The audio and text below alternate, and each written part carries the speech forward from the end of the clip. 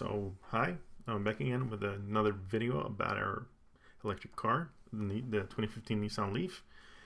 And it's been a while since I did a video on that car, mainly because there's been no reason to do a video. There's been no breakdowns, no nothing. And the only, now there's a couple of updates to talk about, but the first one, as you can see in this video, we've reached the 10,000 the 100,000 kilometer mark on the car. That equivalent, if you take that in miles, it's 62,137,000 miles. And to be clear, we haven't driven the 100,000 kilometers. When we bought the car, it had done about 19,800 something kilometers. But in the 3 years and 3-4 months that we have had the car, till we reached the 100,000 kilometer mark, well, we've driven about approximately 80,000 then kilometers. But in all facts aside, then the car is done 100,000 kilometers, and it's done it flawlessly. We've also done our 100,000 kilometer service on the car. And the thing is, with Nissan, they have this battery warranty thing. And on the older cars, from 2011 up till I think it's 2016, they started increasing the warranty period. But up until 2015 at least, the warranty was, let's see if I remember correctly now, 100,000 kilometers, or how many years was it? 5 years or 100,000 kilometers, whichever came first. And since the car isn't even 5 years old, it's more like 4.5 years old. The battery warranty stopped at 100,000 kilometers. So once we passed that 100,000 kilometer mark there, then we don't have any battery warranty on it. If the battery would suddenly just die and not work, I don't know, maybe Nissan still has some kind of goodwill for that. I mean, because their warranty, as I understand it, is that if you lose 3 or more of these bars, the 12 bars they have on the right side there, before any of these, either the kilometers or the years come up, then they will fix that. And as I understand it, they will, basically the warranty says that they will fix it up to, so the battery they will remove modules within the battery pack so that you get 75% of battery capacity back. But in the cases that have been reported, from a couple of years ago, when you have the problem with the Nissan Leaf batteries in really warm climates, then they replace the whole packs. I don't know if they would do that with our car, and I don't think that. But if we one day came out and the car wouldn't start, and they figured out, oh well, it's the high voltage battery, it's the 24 kilowatt hour, the pack, it's for some reason not working. I mean, I don't know how they will deal with that, because as I understand it, that's never happened. If it's happened, then it's because people have been in accidents and basically damaged the pack, and sure, then there's no warranty on it for that. It's like any crash. I mean, it's not Nissan's fault that you crashed a car. It's either your fault or the person that hit you's fault. So that's not Nissan's problem. But if the battery pack would die, because that was one of the things when we got our car, and still to this day, but back in 2014, 2015, 2016, it was a lot more common to hear from people that, oh, but how long will the batteries last? Won't they break down like in a couple of years, and you have to replace them, and aren't they really expensive? And well, back then, sure, first off, battery packs were really expensive. They are still expensive, but today, if you get a replacement pack for a Nissan Leaf, then from Nissan even, then it's like half the cost compared to what it was if you asked Nissan back in like 2013, 2014, how much is the battery pack? Today, it's like half that. And there's not been many cases when that's actually happened. I haven't heard of any. I've heard of people getting their whole packs replaced because, back in the day, there were, as I said, in really warm climates, then the battery degraded really fast. And then they made this new pack. I think they called it the Lizard pack. And it's probably the same pack. It's just more insulated, so it doesn't, get that hot. I don't know how that works, but still. Anyways, so that hasn't been a problem at all. And the service, according to Nissan here in Sweden at least, that you do at 100,000 kilometers is that you change the the cabin air filter. And within that, it's not really that hard. You access it from the glove compartment. There's a little hatch there. You open, and then there's a little hatch inside of that. And then behind that, the filter's there. So you just pull it out. We actually ended up removing the whole glove compartment. It's not really that hard. It's a couple of screws in, and you pull it down, because we didn't realize that the white hatch inside there was a hatch. I knew it was there somewhere, that vicinity that the filter was located. And looking online, then a lot of people had removed the glove compartment. So we're like, okay, maybe you have to do that, because that's not what he had to do when we serviced the car at Nissan, when we're still under warranty. So, but we're like, okay, we don't really know how he did, because the guy at Nissan, he has told us when he was doing it, it's a little bit fiddly, and he was just reaching in there. We didn't have access to see what he was doing. He just took out the filter and put in a new one. We're like, okay. And then we had to do it ourselves. And we're like, we didn't realize that white hatch inside there was actually the hatch we removed to just pull out the filter. It's not really not that hard, but next time we'll do it. Next year, then we'll probably try to do it just through that service hatch. So that was 100,000 kilometer service on the car. Really not much more you do. We have lubricated the back brakes, pulled them apart and lubricated them with what you're supposed to lubricate them with. We're planning on maybe this spring, in a couple of months, I don't know when, to maybe do the brake fluids. Nissan does that after, I think it's like every 2 years. And changing your brake fluids isn't that hard. You have to get some equipment to do that. It's basically the same equipment that they use at Nissan, but cheaper variants of it, and you just do it the same way. It's really not that hard. I've seen them do it, and I know how to do it. So, and because since there's no warranties left in the car, I think maybe there is electronic warranties, because I know Japanese cars, especially Nissan back in the day, they had really extensive electronic warranties, like 12 years or something, and how you got to claim on those, I don't know, but I know they had, and because the electronics in Japanese cars and Nissans were, they didn't break down. I mean, there was no electrical faults usually in Japanese cars back in the days.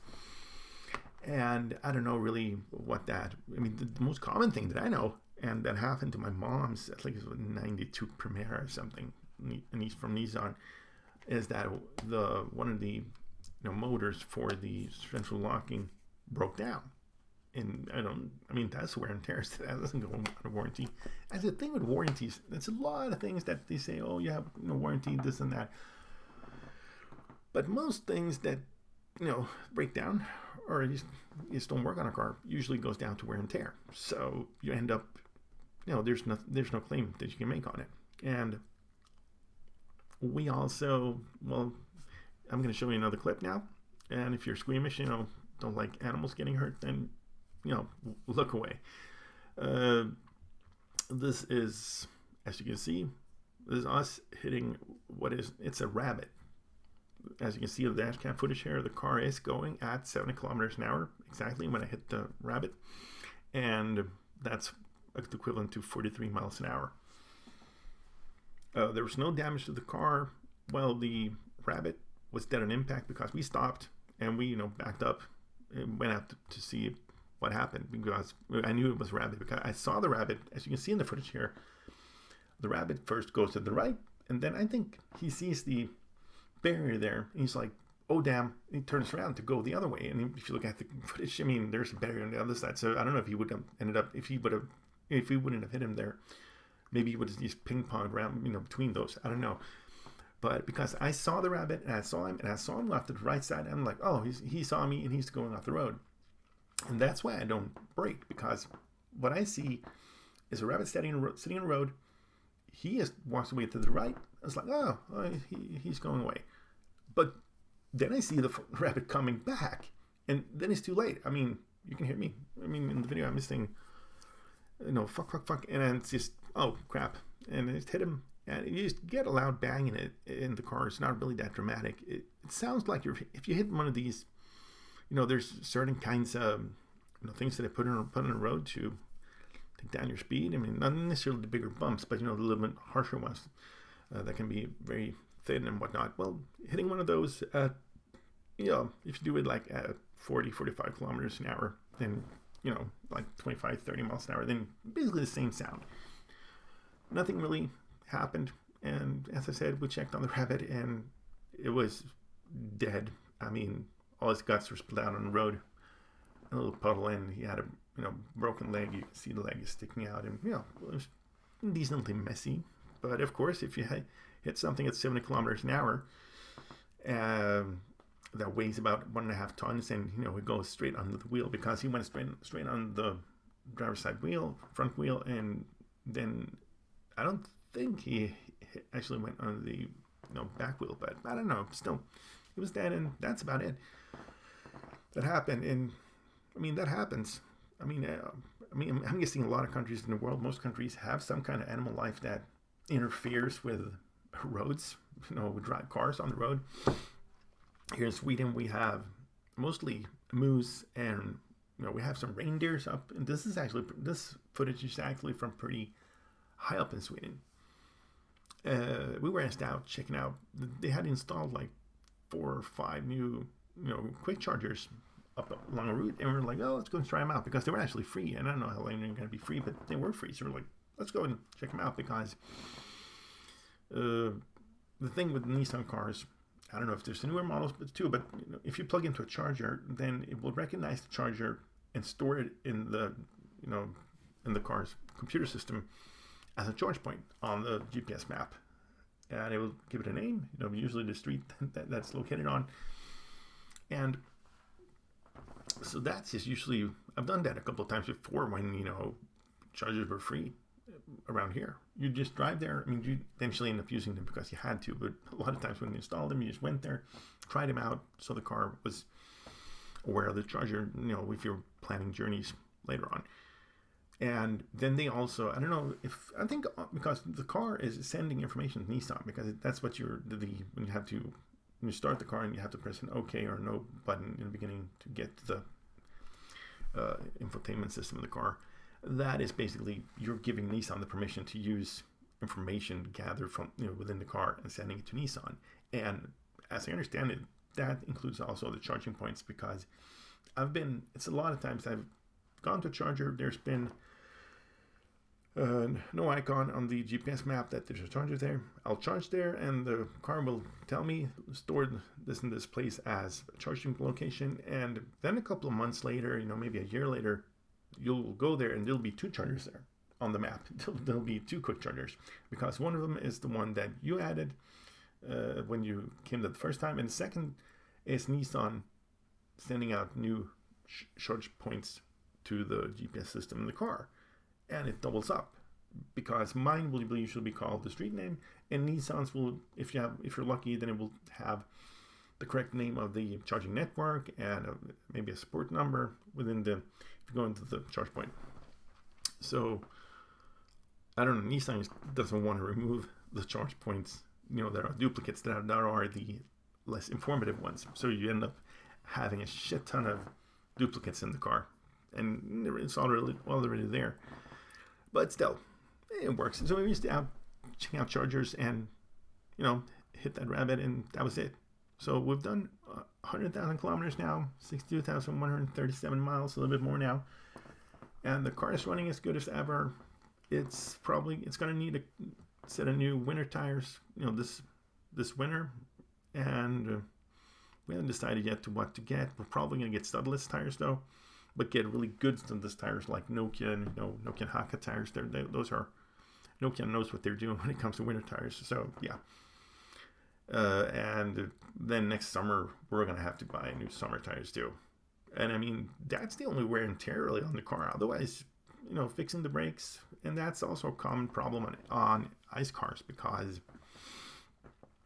we have regenerative braking in the electric cars, which means you use the brakes even less. But since most modern cars have, they have servos working in conjunction with the braking system, so you don't really have to brake that hard to actually get, a decent amount of braking power, stopping power. So you use the brakes a lot less than you would really need to in any car to not get some, they stick. It's not that they're constantly on, but when we were backing out, the car had been sitting for only one day, and we'd back out from our parking spot, you can hear this, not metallic grinding sound, but more of a sound. And that was, the brake pads weren't moving back or forward as fast as you were applying the pedal, because they were a little bit stuck. But, if you went out, drove up to,